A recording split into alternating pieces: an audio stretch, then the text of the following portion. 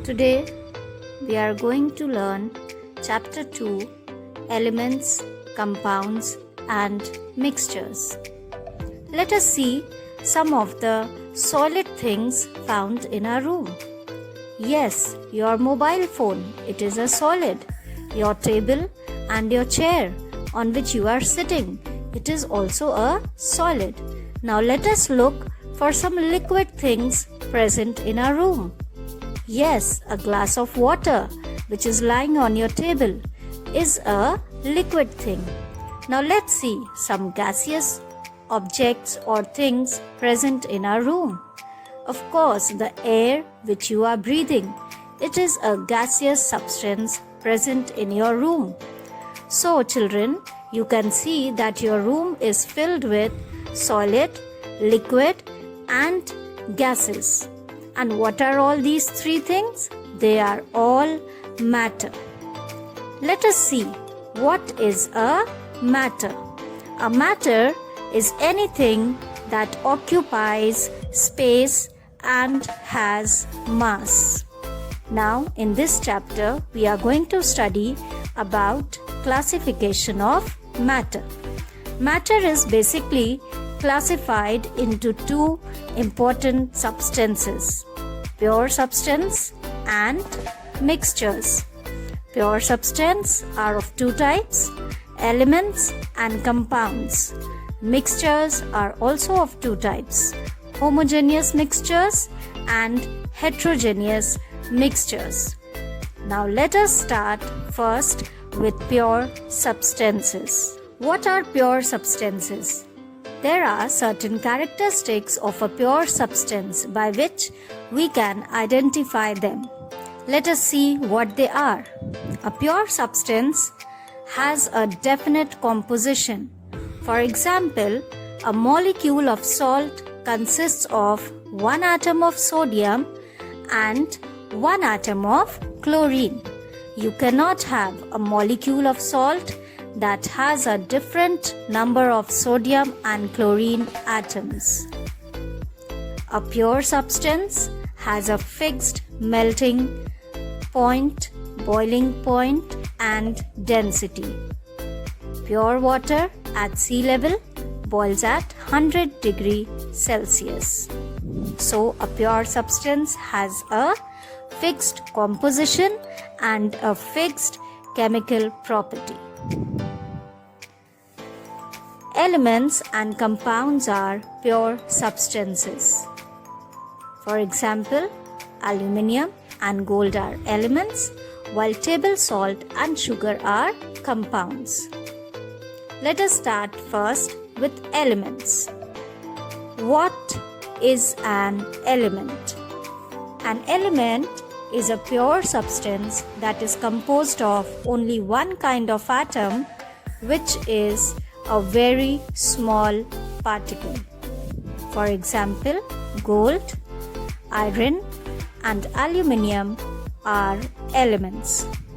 Each element has its own set of properties. Till now, there are 118 elements that have been discovered.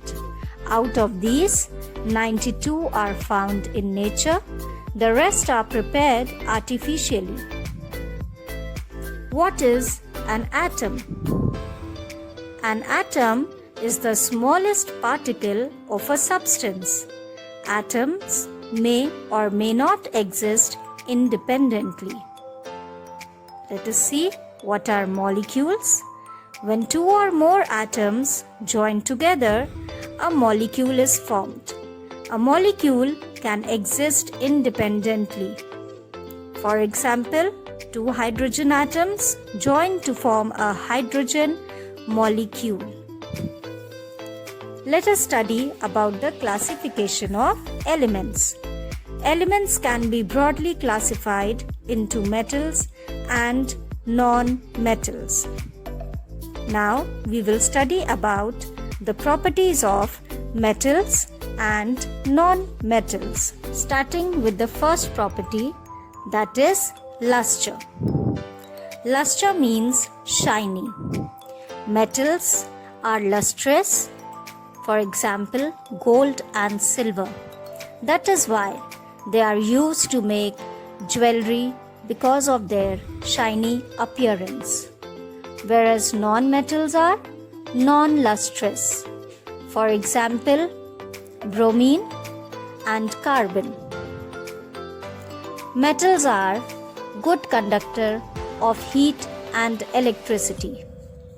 Metals such as iron and silver are used to make utensils since they are good conductor of heat.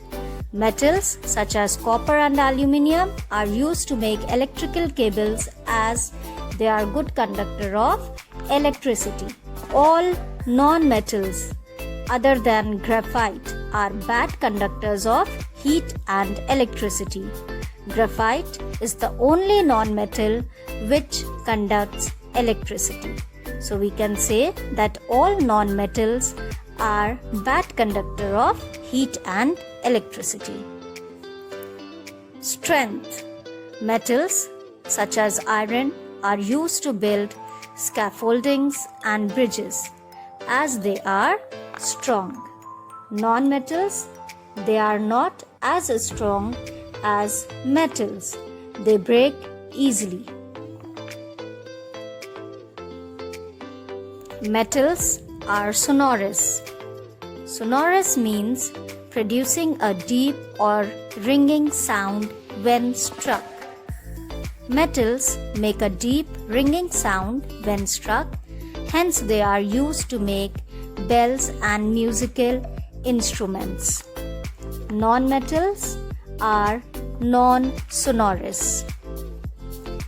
Malleable means can be hammered or pressed into shape without breaking. Metals are used to make boxes and almirahs as they can be beaten into thin sheets. Whereas non-metals are non-malleable. If beaten, they break into smaller pieces. Boiling and melting points. Metals have high boiling and melting points. For example, tungsten and molybdenum are considered as building material at power plants because of their exceptionally high melting point, which allows enormous heat resistance. Whereas non-metals, their melting point is much lower as compared to metals. Ductility means can be stretched to make thin wires. Metals like copper and nickel can be stretched into thin wires.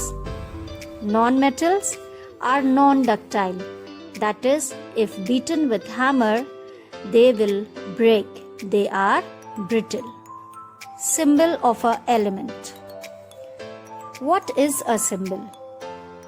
A symbol is the abbreviation or the short form used to represent an element.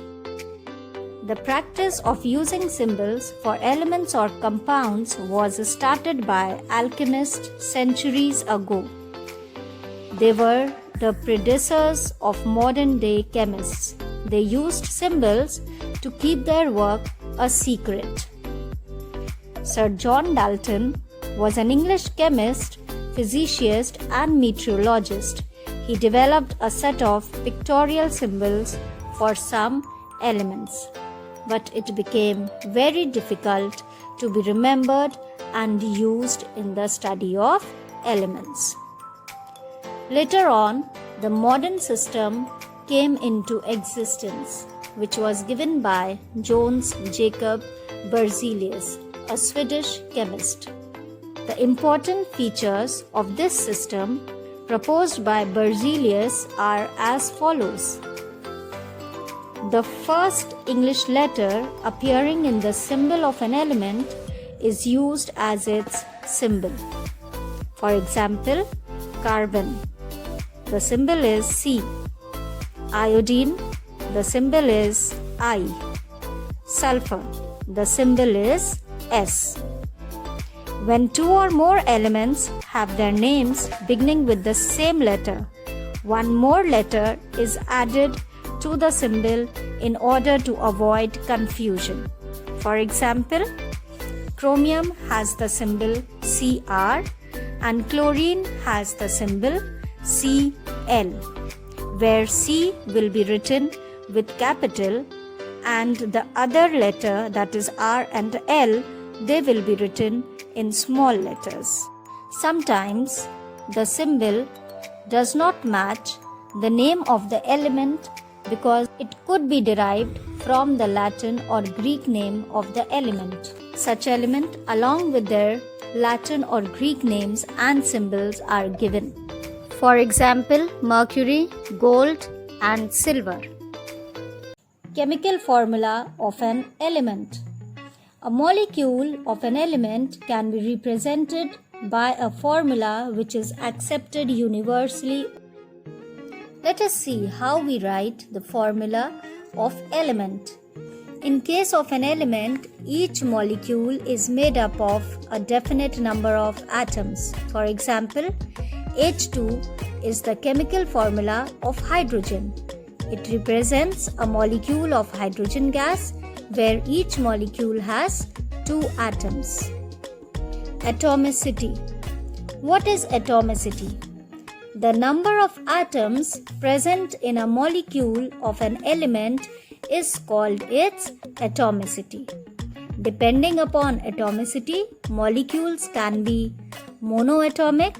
Monoatomic molecules are those which have one atom present. For example, helium, neon, argon, sodium. Diatomic is the element in which there are 2 atoms present. For example, oxygen, hydrogen, nitrogen, iodine. Triatomic. Triatomic in which the number of atom is 3. Ozone, O3. Tetraatomic. The number of atom is 4. That is phosphorus. Compounds. Compounds are pure substances formed by the chemical combination of 2 or more elements in a definite proportion. For example, water, salt, sugar, nitrogen dioxide, etc. are all compounds. Water is a compound formed by the chemical combination of the elements hydrogen and oxygen in a fixed atomic ratio, that is 2:1. That is, every molecule of water consists of 2 atoms of hydrogen and 1 atom of oxygen. Let us see some of the properties of compounds. Elements in compounds combine in a fixed ratio. Heat is evolved or absorbed when a compound is formed. Constituents lose their identity. The properties of compounds differ from the constituent elements. Constituents cannot be separated by any physical means.